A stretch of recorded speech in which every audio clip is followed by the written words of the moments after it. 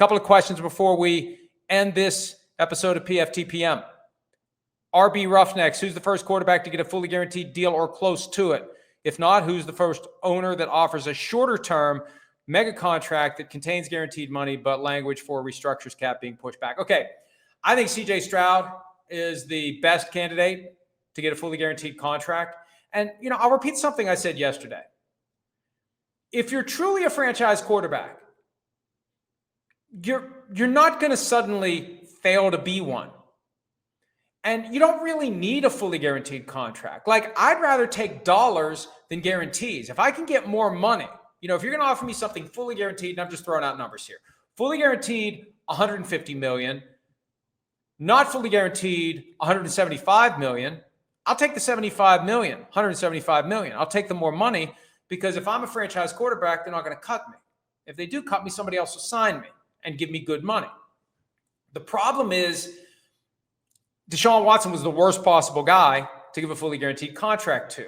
He's the rare franchise quarterback who lost it and can't get it back. And then having Russell Wilson tied up in this, he's a guy who lost it and can't get it back. But Lamar Jackson, the way he's performed under his contract, he could have done a fully guaranteed deal. And maybe, the Ravens are stuck under Lamar Jackson's contract. They need him to extend his deal because he's going to get closer and closer to the expiration of his current contract. He's got 3 seasons left. They're not going to be able to tag him. He'll be able to go to the open market. If they want to get him to re-sign, they may have to give him a fully guaranteed contract. And now may be the time to do it. 5 years fully guaranteed as of right now. The problem is you're going to be the pariah. You're going to get the cold shoulder. They're not going to be as nice to you at the league meetings because you're not holding the rope. You're not resisting the effort by the NFLPA to make all contracts fully guaranteed. So this battle doesn't end. And really, whoever does it, and maybe there'll be another collusion case. It all depends on how hard the players push for it. Will the individual agents push and push? And this is another reason why the union needs to put this out there so the agents know, how do we best go about setting up the NFL for another collusion case, maybe one that will be ultimately successful.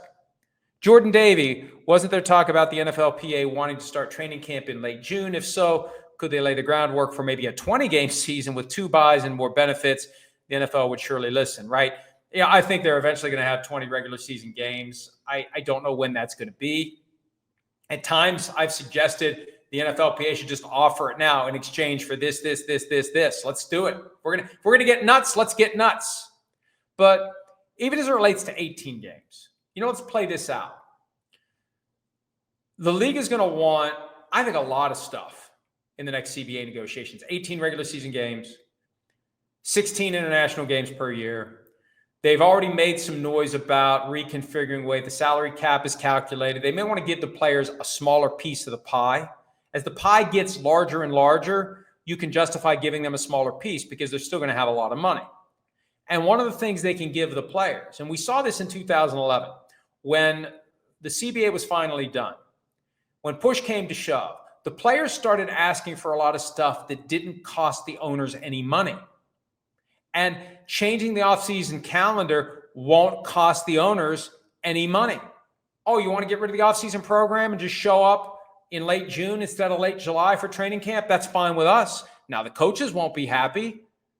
The coaches love this break as it's currently structured because their kids are out of school. Everything else is slowed down. If you get rid of the offseason program and have training camp start in late June, when do you get your time off? When do you have your break? You've got the draft. There'll be some rookie mini camps. There's work to be done. And maybe it would just change to mid-May until the end of June. I don't know. But the coaches love the calendar the way it currently is. But the owners won't care. The coaches love the practice rules the way they were before 2011. The owners didn't care. The coaches were pissed. The football people were pissed that the owners agreed to get rid of 2-a-days, to reduce padded practices, to reduce off-season workouts. They were pissed off because it makes it harder for them to get their teams ready. But it didn't cost the owners any money. So when it was time to get the deal done and the players are asking you for this, that, and the other thing, as long as it was free, owners were fine with it. So a revamped offseason schedule, that may be one of the things that the owners gladly give up. All right, one more real quickly. Who's your short list for the hottest hot seat to get fired this year? And I always run through the divisions in my brain. I think Mike McDaniel of the Dolphins, hot seat. I think Shane Steichen, it's at least reasonably warm because we've got an ownership change in Indy and we don't know how it's going to go. And they've been underachieving in recent years. I would say Brian Daboll. I'm working through this in my head. Brian Daboll, hot seat, although it shouldn't be that way. John Mara, the owner of the Giants, should be fully supportive as they embark on what will be the Jackson Dart era sooner than later. Weird vibe in Green Bay with a new CEO. Matt LaFleur should not, under any set of circumstances, be even remotely close to the hot seat. You know, people think Mike Tomlin would be in trouble in Pittsburgh if they fail to get to the playoffs. I think that would be a massive mistake. I don't think the seat is hot for him, and I don't think it should be, although plenty of Steelers fans would disagree. Beyond that, who am I missing? Am I missing someone? You know, if the 49ers have a disaster of a season, would there be an issue with Kyle Shanahan? You know, there really isn't. And maybe I am missing someone. Maybe I need to make this a full topic tomorrow. Let me do this. Let me be like Judge Wapner. Let me take that under advisement. And for Friday's PFT PM, unless all hell breaks loose, I will do a full analysis of who's on the hot seat, who could be on the hot seat, who should be on the hot seat, and who isn't on the hot seat, even if some fans think he should be. Let's do that tomorrow. For now, I'll say thank you, as always, for some of your time. Hi, it's Mike Florio. Thanks for watching PFT on YouTube. Hit subscribe for the latest news and analysis from Pro Football Talk.